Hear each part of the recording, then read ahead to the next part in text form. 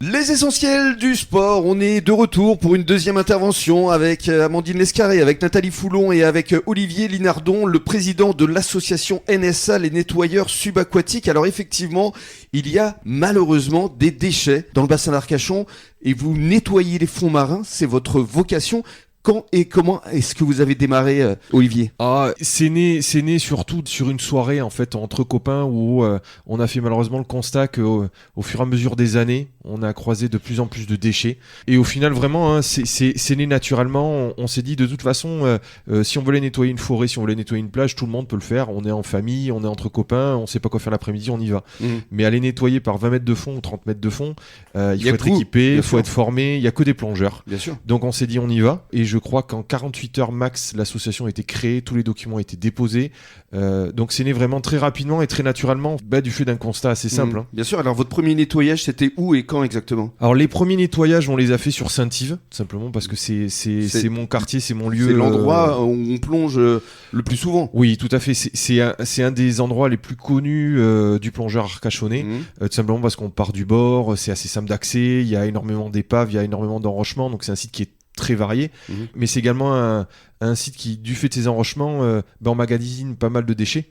C'est un site où il y a énormément de pêcheurs, donc il y a énormément de plomb, il y a énormément de lignes, donc en fait il y a tout le temps des choses à récupérer. On n'est plus dans une phase de nettoyage, on est dans une phase d'entretien sur le site de Saint-Yves en fait. Et alors quel type de déchets est-ce que vous trouvez là-bas ? Alors on va trouver principalement du plastique.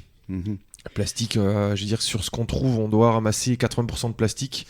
Et sur ces 80% de plastique, il y a peut-être 70% qui viennent des métiers professionnels de la mer. Voilà, le constat. Des filets de pêche aussi. On trouve du filet de pêche. Alors on les remonte. Alors ce qui est intéressant, c'est que maintenant qu'on a l'Octopus, notre bateau, on nous dénonce des gens qui jettent des choses par-dessus bord ou des filets qui sont abandonnés. Et donc dès que le bateau est arrivé, on est parti à la rescousse d'un filet fantôme. On dit, malheureusement, c'est un filet qui continue de pêcher alors qu'il est abandonné. Donc on a œuvré, ça nous a pris 3 bons quarts d'heure. On l'a sorti de l'eau, on a dégagé tous les poissons qui étaient encore en vie. On l'a sorti de l'eau.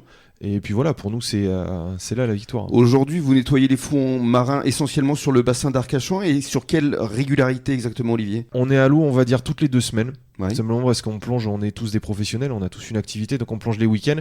Et malheureusement, on a des horaires démarrants, on a des coefficients. Donc un week-end sur 2, on se retrouve avec des coefs qui sont beaucoup trop élevés pour faire ça en toute sécurité, donc on ne plonge pas. Donc un week-end sur 2, on y est, et on fait quasiment 90 plongées à l'année. 90 plongées à l'année. Et aujourd'hui, vous êtes combien dans votre association ? Si je dis pas de bêtises, je crois qu'on est 86. Ce qui est énorme quand même. Alors on a démarré, on fait très très très fort parce qu'on a démarré, on est quasiment une trentaine. Parce que dès qu'on en a parlé, tout le monde a souhaité vous aider. Ouais. Oui, tout plongeur se régale sous l'eau à regarder, à observer, à prendre des photos. Mais quand on leur dit, voilà, on peut lier l'utile à l'agréable, en fait, naturellement, on a beaucoup de gens qui sont venus et c'est ce qu'on voit encore. Je pense qu'on est peu en structure associative à avoir des adhérents tout au long de l'année en fait. Tous les mois, tous les 2 mois, on a une prise de contact, on a quelqu'un qui s'inscrit. Et généralement dans les autres associations, ça se passe en début d'année.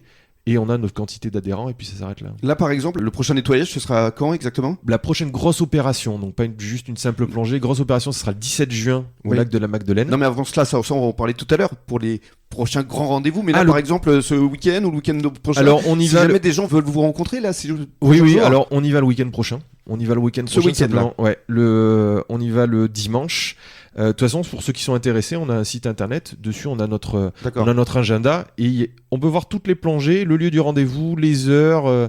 Pour venir nous rencontrer, franchement, c'est facile. Alors, le site internet, on le donne, Olivier ? Ouais, tout à fait. Donc, c'est nsa.pepsup.com. Voilà.